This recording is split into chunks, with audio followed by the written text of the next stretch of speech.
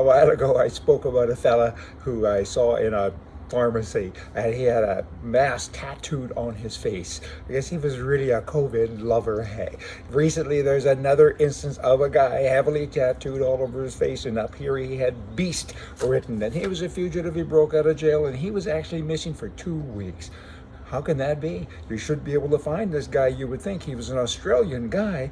And boy, if you're a criminal and you're going to kind of be on the run, maybe kind of keep your face away from all that stuff, all that ink. In any event, he was caught. Just say it. Here's a guy. His name was Rainn Wilson. He's now changed his name to Rainnfall Heat Wave Extreme Winter Wilson. He wants to protest climate change.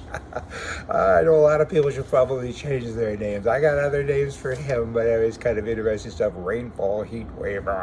Everybody's got a point or a position these days, don't you know? And then you got Biden on Donald Trump's potential presidential run. This is what he says.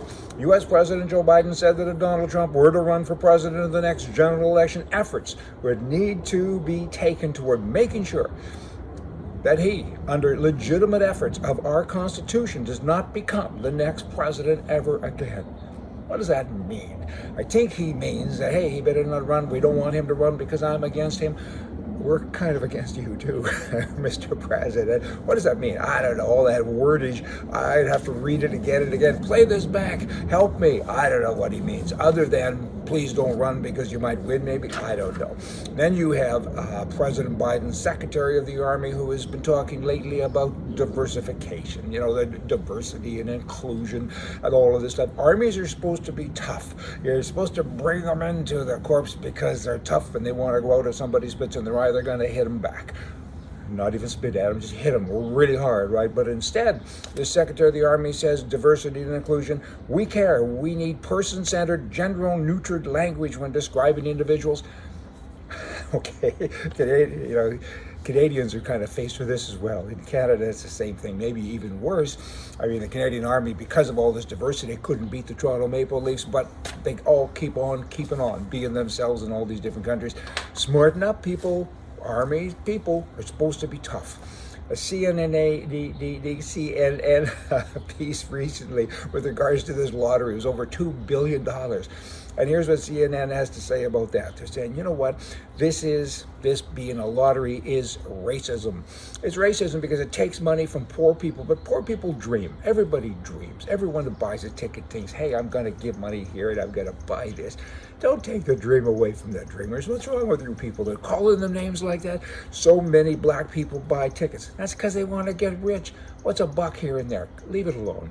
Racism? CNN.